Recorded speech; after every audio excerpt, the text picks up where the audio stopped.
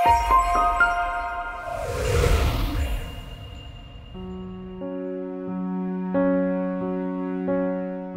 at the time of the end shall the king of the south push at him, and the king of the north shall come against him like a whirlwind, with chariots, and with horsemen, and with many ships, and he shall enter into the countries, and shall overflow and pass over.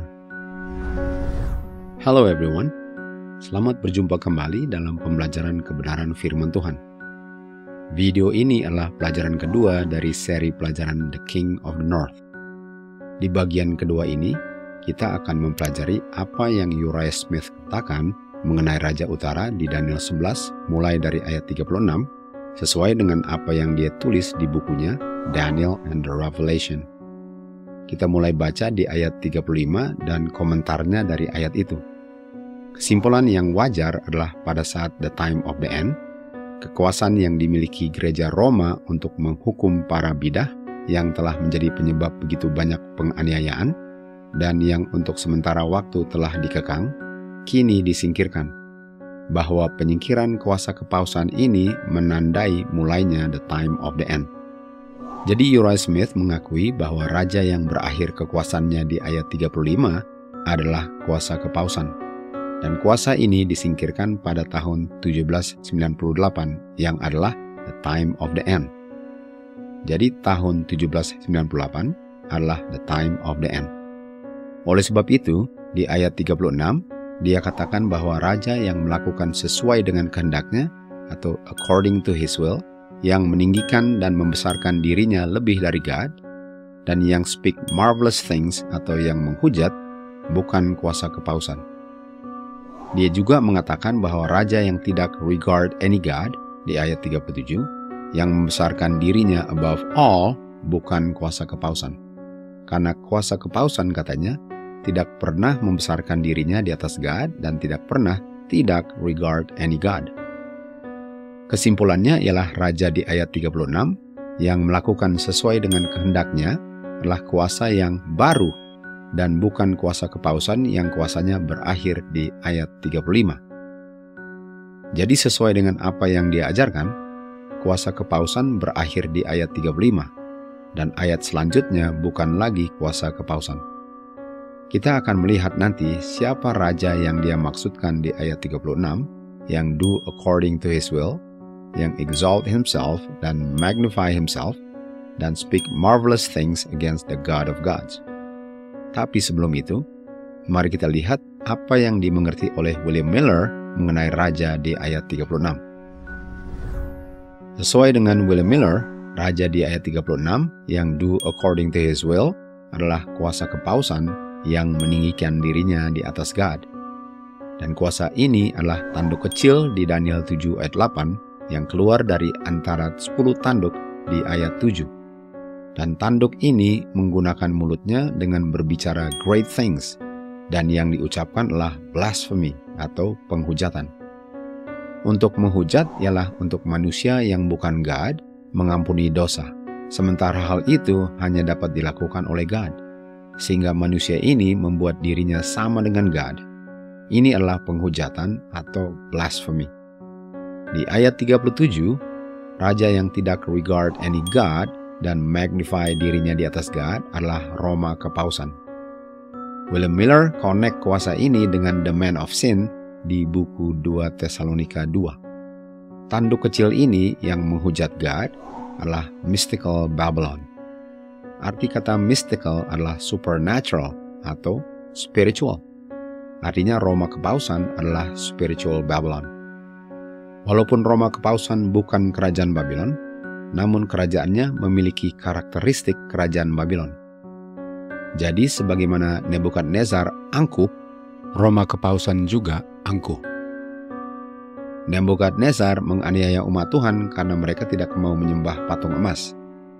Demikian juga Roma kepausan menganiaya umat Tuhan karena umat Tuhan tidak mau acknowledge atau sembah the mystery God, yaitu the mystery of Trinity. Itulah sebabnya 3 tanduk dicabut dari akarnya. 3 tanduk ini tidak acknowledge doktrin Trinitas sehingga dicabut dari akarnya. Tiga tanduk ini adalah the Arians yang tidak percaya doktrin Trinitas. Mereka adalah Heruli, Vandals, dengan Goths. Tiga tanduk ini kita baca di Daniel 7 ayat 8, ayat 20 dan 24. Dan tanduk kecil yang mencabut dari akar-akarnya tiga tanduk itu, masa kekuasaannya adalah 3,5 masa, yang adalah 42 bulan atau 1260 tahun. Kita tahu ini adalah masa Roma Kepausan yang mengalami luka parah tahun 1798, namun lukanya akan sembuh sesuai dengan Wahyu 13 ayat 3. Dan kuasa kepausan ini dia think untuk merubah hukum Tuhan dan waktu atau the appointed times-nya Tuhan. Dan speak great things against God, atau dia adalah kuasa yang menghujat. Kuasa mystical Babylon ini kita lihat di Wahyu 17 ayat 5. Dan kuasa ini namanya Mystery Babylon. Kita tahu bahwa Mystery Babylon di dahinya tertulis Mystery Trinity. Dan kuasa ini adalah kuasa Roma Kepausan. Jadi kita lihat di sini apa yang dimengerti William Miller berbeda dengan apa yang diajarkan oleh Uriah Smith. Uriah Smith mengatakan bahwa raja di ayat 36 dan seterusnya bukan Roma Kepausan. Sementara William Miller mengerti bahwa raja di ayat yang sama adalah kuasa Roma Kepausan, yaitu the papacy. Mari kita lihat apa yang dimengerti Josiah Leach mengenai raja ini. Josiah Leach memprediksi jatuhnya kerajaan Ottoman, dan prediksinya terjadi persis pada waktu yang ditetapkan, yaitu Agustus 11, 1840. Jatuhnya kerajaan Ottoman ini adalah penggenapan nubuatan Wahyu 9. Yang menubuatkan jatuhnya kerajaan Ottoman yang kita semua ketahui adalah Turki. Josiah Leach mengerti bahwa raja di ayat 36 adalah kuasa kepausan, yang adalah tanduk kecil di Daniel 8 yang meninggikan dirinya di atas Kristus dan menghujat dengan mulutnya. Jadi Josiah Leach pengertiannya sama dengan William Miller, bahwa raja di ayat 36 adalah the papacy. Mari kita lihat apa yang ditulis oleh Ellen White. Raja yang melakukan according to his will di ayat 36 adalah the man of sin. Mrs. White connect the man of sin dengan 2 Tesalonika, dan di 2 Tesalonika, the man of sin adalah the son of perdition yang menentang dan meninggikan dirinya di atas God, yang mau disembah sebagai God dan menunjukkan dirinya sebagai God. Jadi Mrs. White connect Daniel 11 ayat 36 dengan 2 Tesalonika 2 ayat 3 dan 4. Dan seterusnya. The man of sin ini adalah the mystery of iniquity, yang adalah that wicked. Dan di buku The Great Controversy, dia rangkumkan semuanya. The man of sin yang do according to his will, di Daniel 11:36, adalah the mystery of iniquity, the son of perdition, that wicked, yang adalah the papacy. Artinya raja di Daniel 11 ayat 36 adalah the papacy, yang exalt dan magnify dirinya di atas God, dan do according to his will, dan raja ini adalah the papacy. Yang dimengerti oleh William Miller dan Josiah Leach sama dengan apa yang dimengerti oleh Ellen White. Dan nampaknya pengertian mereka berbeda dari apa yang dimengerti oleh Uriah Smith. Kita sekarang akan bandingkan pengertian Uriah Smith dengan Mrs. White. Uriah Smith mengerti bahwa tahun 1798 adalah the time of the end, di mana kuasa kepausan mengalami luka parah.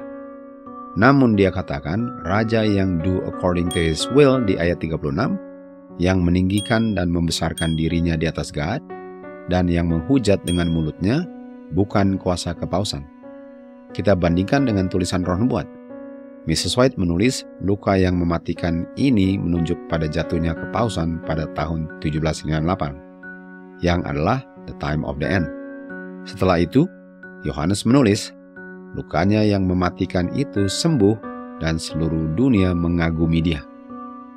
Rasul Paulus menyatakan dengan sangat jelas bahwa the man of sin ini akan terus berlanjut sampai kedatangan kedua kalinya Kristus nanti. Dia kutip 2 Tesalonika. Sampai waktunya tiba, dia akan meneruskan pekerjaan penipuannya. Dan Yohanes juga menyatakan kuasa ini sebagai kuasa kepausan. Dan kuasa kepausan ini adalah raja di Daniel 11 ayat 36 yang do according to his will. Berdasarkan apa yang dimengerti oleh William Miller, Josiah Leach, dan Ellen White, Raja di Daniel 11 ayat 36 dan seterusnya adalah kuasa kepausan dan berbeda dari apa yang diartikan oleh Uriah Smith. Mari kita lihat siapa raja yang Uriah Smith maksudkan waktu dia bilang bahwa raja di Daniel 11:36 bukan kuasa kepausan. Dia katakan bahwa raja di ayat 36 yang do according to his will adalah the king of the north di ayat 40, yang datang seperti angin puyuh atau whirlwind dengan kereta kuda, penunggang kuda, dan banyak kapal laut atau many ships. Dia katakan bahwa Raja Selatan di ayat 40 adalah Mesir. Raja Selatan ini mendorong atau mengadakan perlawanan terhadap kuasa yang menyerang dia. Raja yang menyerang Raja Selatan adalah Prancis. Napoleon menyerang Mesir tahun 1798. Jadi the King of the South atau Raja Selatan mendorong atau mengadakan perlawanan terhadap Raja Prancis yang sedang menyerang dia tahun 1798. Selanjutnya di ayat 40, Raja Utara datang dan menyerang melawan dia seperti angin puyuh atau whirlwind. Uriah Smith mengartikan Raja Utara ini sebagai Turkey dengan bantuan Inggris dan Rusia. Karena pada saat itu Turki yang menduduki wilayah utara yang dulunya dikuasai oleh kerajaan Seleucid atau rajanya Seleucus. Maka Uriah Smith katakan bahwa Turki lah raja utara yang menggenapi ayat 40 waktu dia menyerang Prancis yang pada saat itu memerangi Mesir atau Raja Selatan. Dan datangnya Raja Utara seperti angin puyuh dengan kapal laut cocok dengan ayat yang mengatakan the King of the North datangnya seperti whirlwind dan dengan many ships. Jadi the King of the North sesuai dengan pengertian Uriah Smith adalah Turkey. Sementara Miss White mengkonfirmasi apa yang Daniel dan Wahyu ajarkan bahwa the King of the North di Daniel 11 ayat 36 dan seterusnya adalah the Papacy yang mengalami luka parah tahun 1798 dan luka parahnya sembuh dan akan tetap ada sampai kedatangan Kristus di awan-awan nanti. Pertanyaannya, apakah keselamatan saya akan dipengaruhi dengan saya salah mengerti siapa the King of the North di buku Daniel 11 ini? Di bagian ketiga nanti, pertanyaan ini akan dijawab dengan jelas dan pasti. Sampai kita berjumpa lagi dalam video ketiga dari seri The King of the North. To God be the glory.